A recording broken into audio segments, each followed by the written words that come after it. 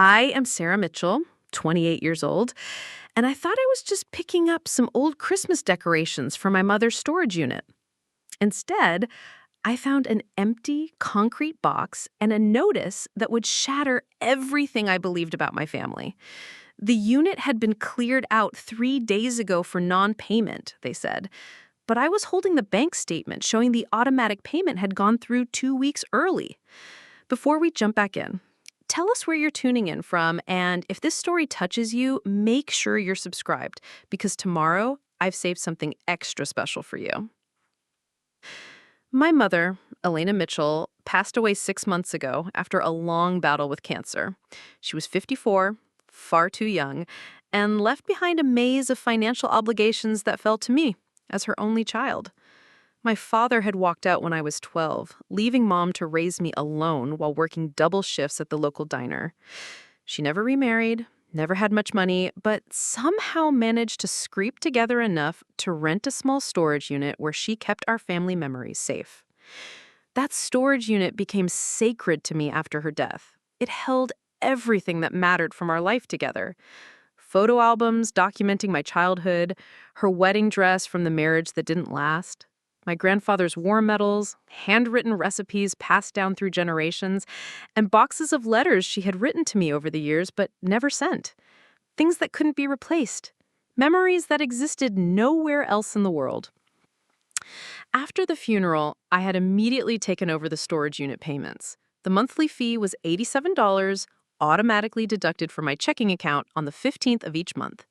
I set it up that way specifically to avoid any complications, knowing that grief makes you forgetful, and I couldn't bear the thought of losing the last tangible pieces of my mother's life. Working as a nurse at St. Mary's Hospital meant my schedule was unpredictable, often pulling 12-hour shifts that left me exhausted and emotionally drained. Between processing my grief and managing the endless paperwork that comes with someone's death, I relied heavily on automatic payments for everything. The storage unit, utilities, car insurance, everything was set to pay itself so I could focus on just getting through each day.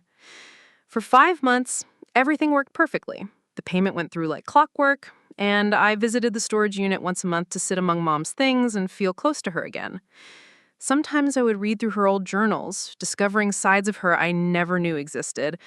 Other times I would just hold her favorite sweater and cry until I felt strong enough to face the world again. 3 weeks ago, I had gone to the unit to retrieve some of Mom's recipe cards. My coworker Jennifer had asked for Mom's famous apple pie recipe, and I knew it was handwritten in her distinctive cursive somewhere in box labeled Kitchen Memories. I found the card easily, nestled between a collection of church bulletins and grocery lists written in her careful script. The storage unit felt like a time capsule, preserving not just objects, but the essence of who my mother had been. Everything seemed normal during that visit. The facility was quiet, just a few other people loading boxes into their cars.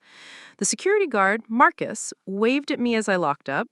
He had grown familiar with my monthly visits and always offered a kind word about loss and healing. There was nothing to suggest that disaster was lurking just around the corner. Yesterday morning started like any other.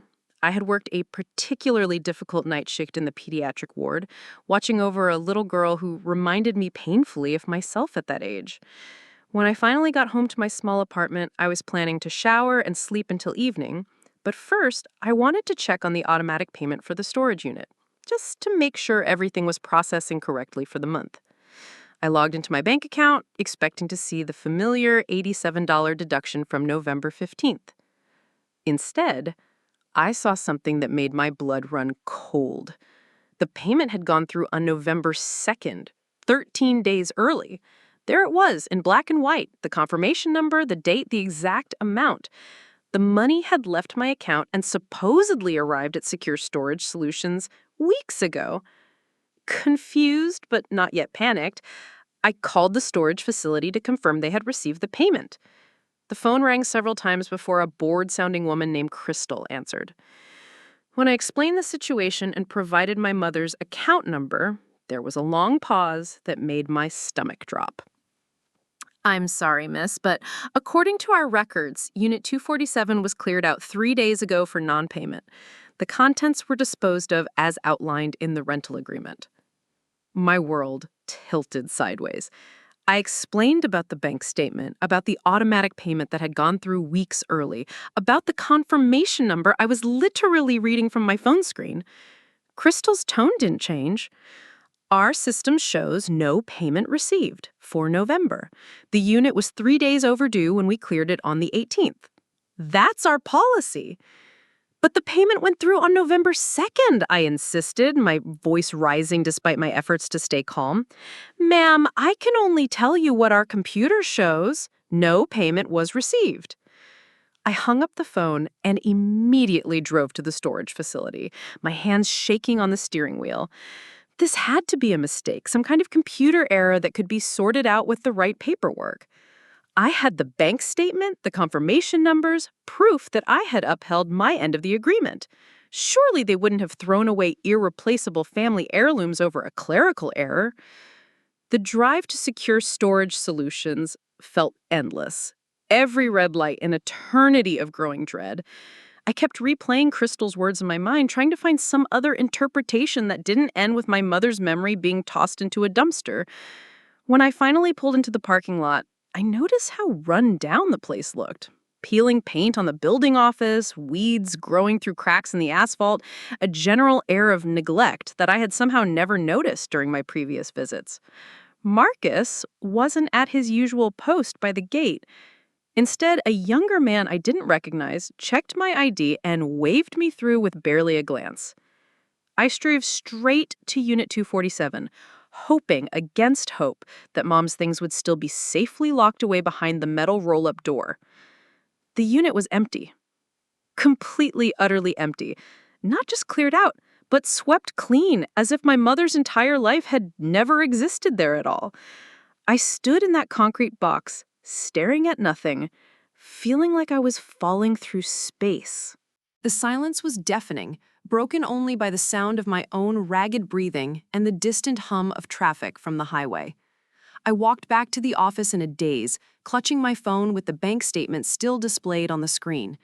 Crystal looked up from her computer with the same bored expression she had worn during our phone conversation.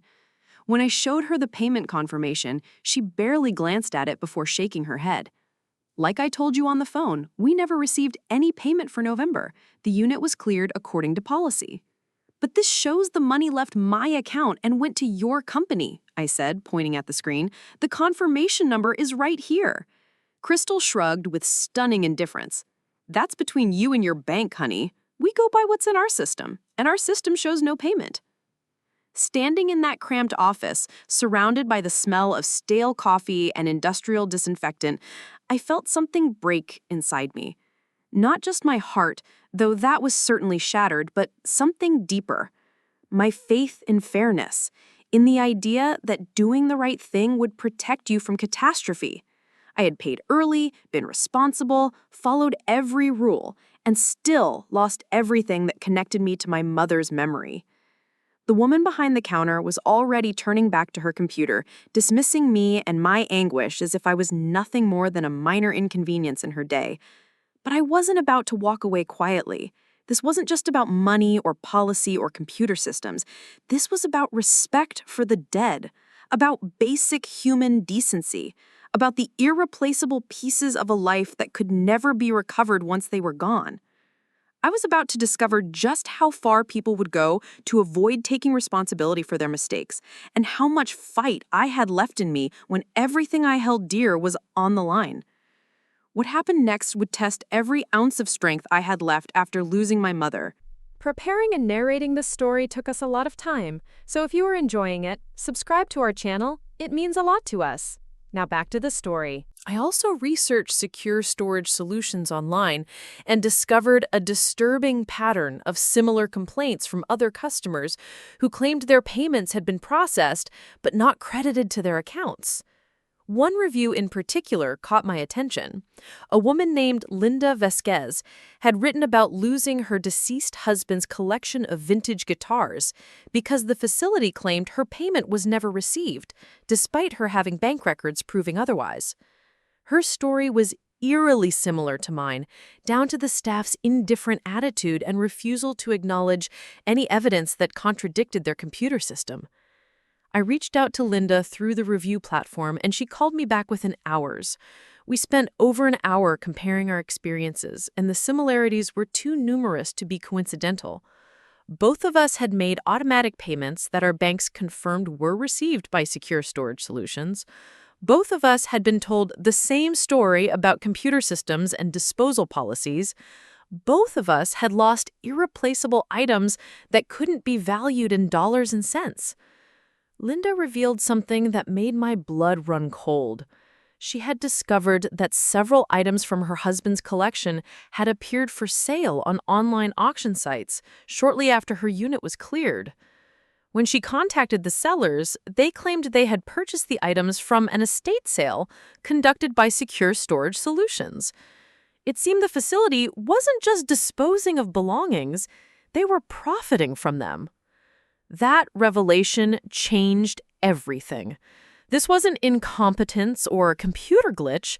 This was a deliberate scheme to steal people's belongings and sell them for profit. The missing payment wasn't lost in some digital void.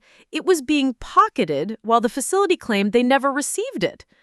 My mother's precious memories weren't gathering dust in some warehouse.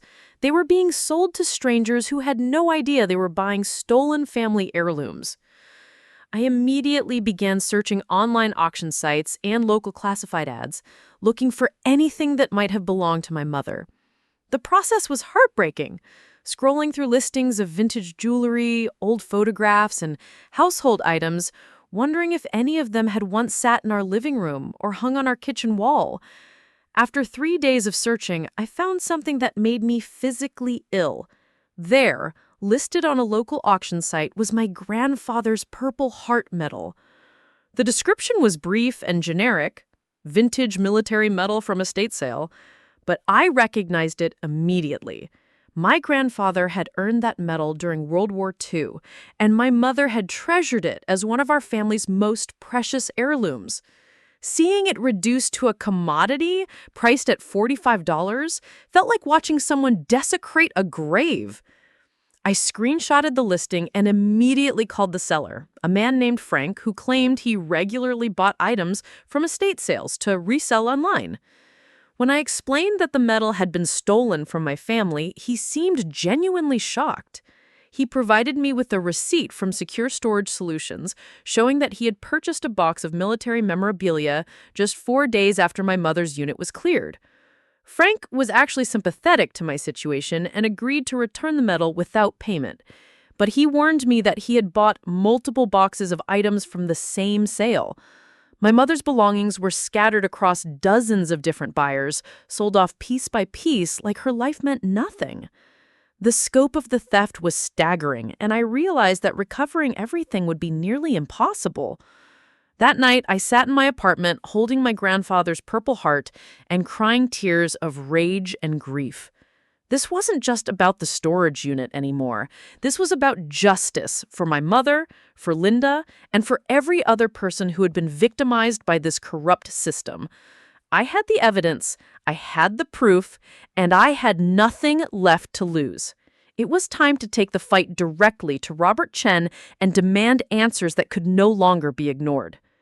The next morning, I walked into the offices of Channel 7 News with a box full of evidence and a story that would expose Secure Storage Solutions for what they really were. I had spent the entire night researching investigative journalists in the area, and Rebecca Martinez's name kept appearing in articles about consumer fraud and corporate corruption. Her reputation for holding businesses accountable was exactly what I needed. Rebecca listened intently as I laid out the entire scheme, from the missing payments to the online sales of stolen belongings. When I showed her my grandfather's Purple Heart and Frank's receipt, proving it had been sold by the storage facility, her eyes lit up with the kind of righteous anger that makes for compelling television.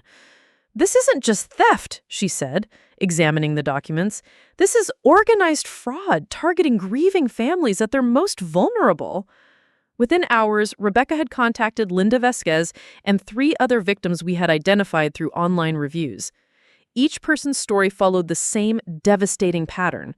Automatic payments that banks confirmed were received by Secure Storage Solutions, computer systems that showed no record of payment, and cherished belongings sold off within days of being seized.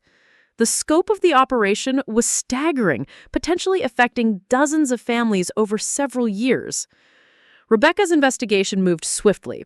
Her news crew set up surveillance outside Secure Storage Solutions and documented multiple instances of Dave and other employees loading items from cleared units into unmarked trucks. They followed these trucks to a warehouse on the outskirts of town where the stolen belongings were sorted and prepared for sale through various online platforms and local auction houses. The most damning evidence came when Rebecca's team conducted a sting operation. Using a hidden camera, she posed as a potential customer interested in purchasing items from their regular estate sales. Dave himself proudly showed her room after room of belongings that supposedly had been abandoned by customers, bragging about the quality of items they acquired from people who couldn't keep up with their payments. When Rebecca mentioned she was particularly interested in military memorabilia or family photographs, Dave became animated, explaining how these items were always in high demand. He showed her a display case filled with medals, ribbons, and vintage military photographs, completely unaware that he was confessing to theft on camera. The casual way he discussed profiting from other people's grief was chilling to watch. 3 days later, Rebecca's exposé aired during the evening news. The segment was titled "Storage Scam: How One Facility Profits from Family Heartbreak," and it laid bare the entire operation in devastating detail. The story featured 5 victims, bank documentation proving the missing payments, and hidden camera footage of Dave selling stolen belongings. The impact was immediate and explosive. By the next morning, my phone was ringing constantly with calls from reporters, attorneys, and other victims who had seen the story and recognized their own experiences. The state attorney general's office announced they were opening a criminal investigation into Secure Storage Solutions, and the FBI's white-collar crime unit expressed interest in the interstate nature of the online sales operation. Robert Chen, the facility owner, who had been mysteriously unavailable throughout my ordeal, suddenly emerged from the shadows with a team of expensive lawyers.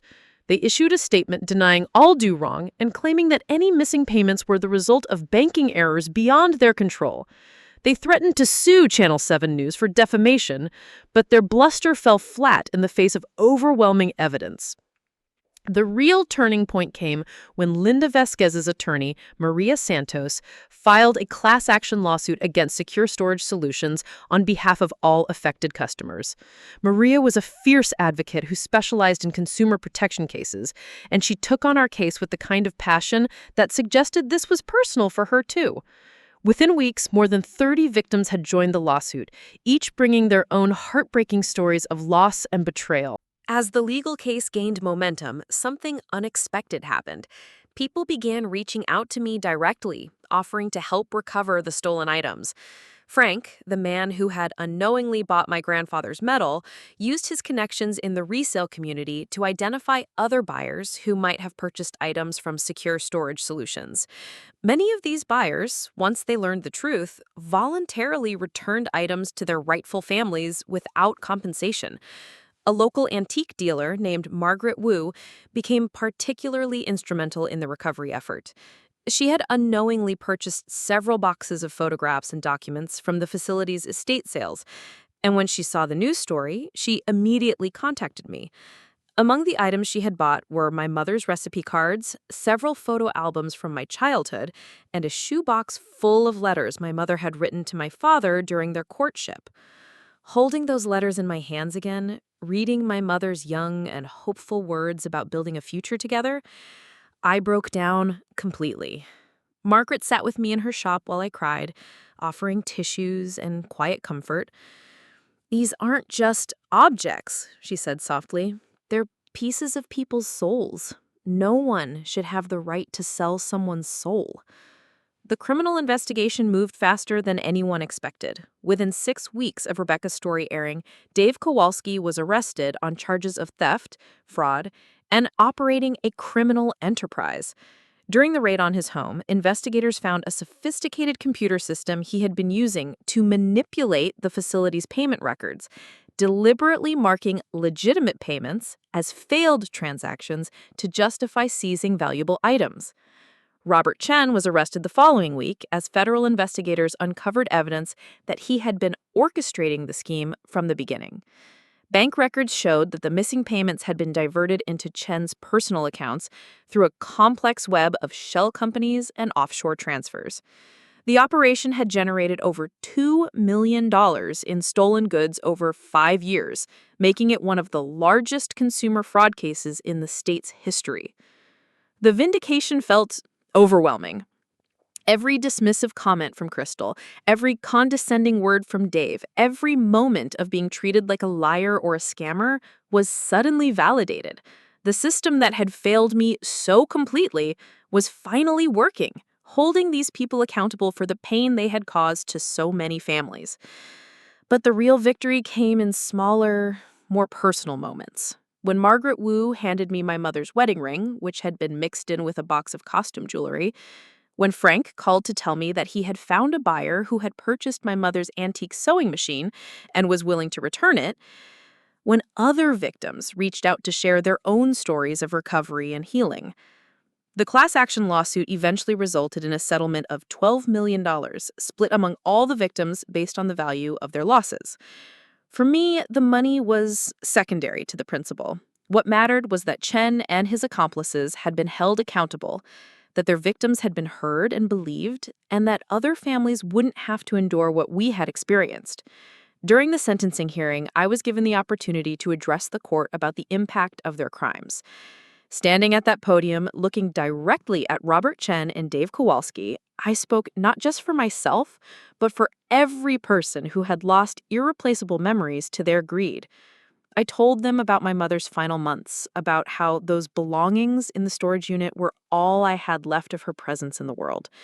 I explained how their theft had extended my grief, adding layers of trauma and betrayal to what should have been a private process of mourning. Chen received 8 years in federal prison for his role in orchestrating the scheme. Dave got 5 years for his participation in the day-to-day operations. Crystal, who cooperated with investigators, received probation and community service. The facility was permanently shut down, and the property was sold to compensate victims for their losses. Today, I work as a victim advocate for families dealing with elder fraud and estate-related crimes. My experience with secure storage solutions taught me that sometimes the system fails people at their most vulnerable moments, but it also showed me the power of refusing to accept injustice quietly. When I meet with families who have been victimized by similar schemes, I tell them what I learned during those dark months. Your voice matters. Your pain is valid. And there are people who will fight alongside you when you're ready to stand up for what's right. I never got everything that was stolen from my mother's storage unit. Some items were sold to buyers who couldn't be traced, others were damaged or destroyed during the theft. But I recovered enough pieces of her memory to feel whole again. And more importantly, I discovered a strength within myself that I never knew existed. My mother would have been proud of the fight I put up in her honor, and that knowledge brings me more comfort than any material possession ever could. 6 months after the sentencing, I received an unexpected phone call that would bring my mother's story full circle. A woman named Teresa Rodriguez contacted me through my victim advocacy office, explaining that her elderly father had recently passed away and left behind a storage unit at a different facility. While cleaning out his belongings, she had discovered a wooden chest that didn't belong to her family. Inside the chest were items that clearly belonged to someone else: vintage photographs, handwritten letters, and a small jewelry box containing a locket with the initials EM. Teresa had seen my story on the news months ago and immediately recognized that these might be my mother's belongings. "Elena Mitchell," she said softly over the phone. "The initials match, and one of the photographs shows a young woman who looks just like you." When we met at a coffee shop near my apartment, Teresa carefully placed the wooden chest on the table between us. My hands trembled as I opened it, revealing treasures I thought were lost forever. There were baby photos of me that my mother had kept separate from the main albums, love letters from my father during happier times, and the locket that had belonged to my great-grandmother. Most precious of all was a sealed envelope with my name written in my mother's handwriting, marked for Sarah's wedding day. Teresa explained that her father, Manuel, had been a maintenance worker at various storage facilities throughout his career. He had a habit of rescuing items that were being discarded, hoping to someday return them to their rightful owners. The chest had been sitting in his garage for years, and Teresa had only connected it to my mother after seeing the news coverage of the Secure Storage Solutions case. Opening that letter from my mother was like receiving a message from beyond the grave. In her careful script, she had written about her hopes for my future, her pride in the woman I had become, and her confidence that I would find love and happiness even after she was gone. She shared memories of our life together that I had forgotten, reminding me of inside jokes and special moments that existed nowhere else but in her heart and now in mine. The discovery of these additional belongings felt like a sign that my fight for justice had been worth every difficult moment. My mother's memory had been honored not just through the legal victory, but through the kindness of strangers like Teresa and Manuel, who understood that some things are too precious to throw away.